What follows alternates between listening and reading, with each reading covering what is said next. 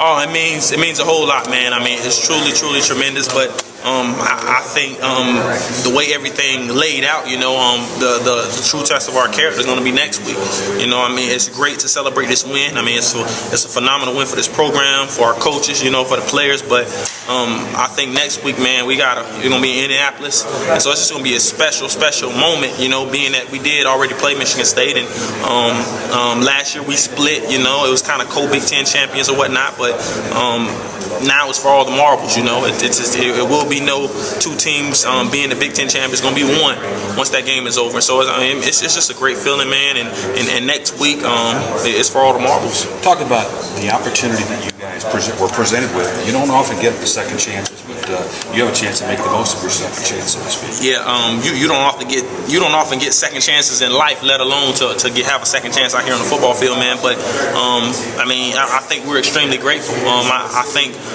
being that we did have a second chance, we definitely took advantage of it.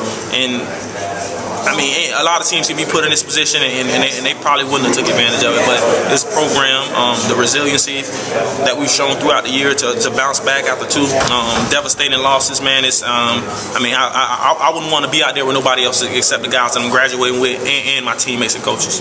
Aaron, you guys have been so good at home this class. Is there no way you could lose your last game at Camp Randall? Man, you never want to say no way, man, but because the other team prepares just as hard as you, but you have a great feeling going out there, and the way we've been playing at home, like if we can get the ball to our offense, man, they're going to score points and put up points. It's going to be up to us just to stop the opposing team. You're going to have to relive Hail Mary this week? Oh, man.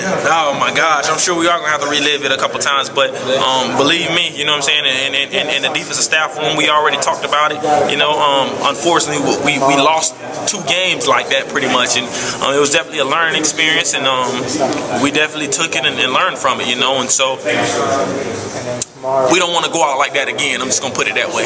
Yeah, how motivated you guys to not make those be the 2 images that define Wisconsin that way? Sir? How motivated are you not to make those the 2 images that define the defense? Oh my gosh, man, we're extremely motivated. It really boils down to every snap counts. You can look at a game and you can hear somebody say every snap counts, and a team can play 70 great snaps, and on the 71st snap, it's a Hail Mary or it's a touchdown. And so we just got to go out there and play every snap like it's our last. Get the ball in the hands of our offense, man.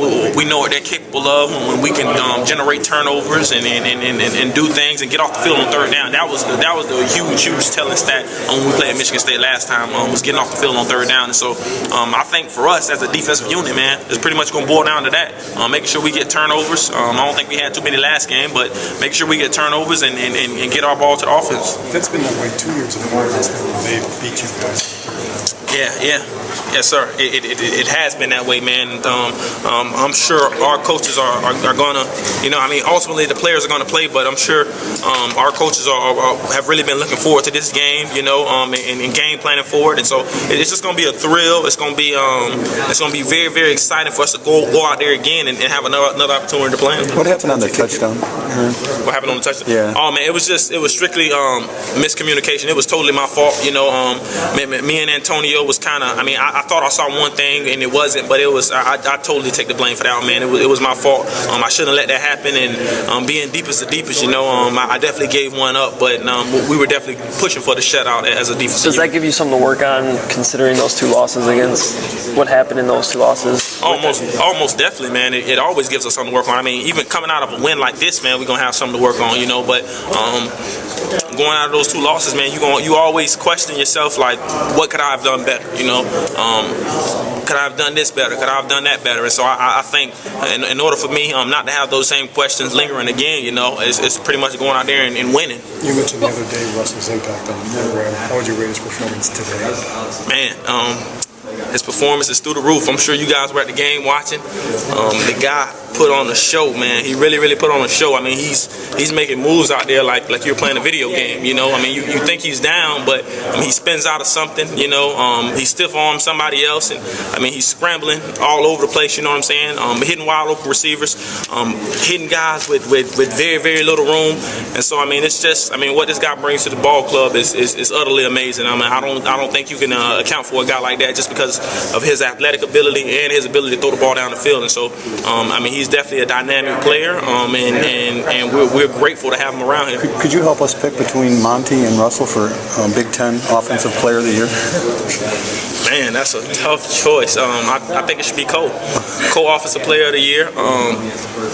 I know both of those guys were they talked about him in a Heisman a little bit at the beginning of the year, but I mean, it's no question what Monty Ball is doing is utterly amazing. And it's sad to know that, I mean, people rarely take notice of that. I mean, for a guy to score 30 touchdowns, you know, and to not even be recognized is I mean, whoever out there voting, they probably need their voting cards taken away from them, because I mean, I don't know what else do you need, you know what I'm saying, for a guy to score that many touchdowns. And I mean, it's not like he only has 100 yards rushing, you know what I'm saying. I mean, he has 1,400 yards rushing or something crazy. I don't know exact, but what he's doing is utterly amazing. I don't think it's been done here for a while. And the last guy that did do it was Ron Dane, and I think he did win the Heisman. I'm not saying that he should win it or whatnot, but I just think for people not to take notice, especially after this game, it's utterly foolish. You know what I'm saying? 34 touchdowns. I mean, it's ridiculous. You know, I think 39 is Barry Sanders' record, but I mean, what him and Russell has been doing back there is, I mean, it's ridiculous, man. It's really ridiculous.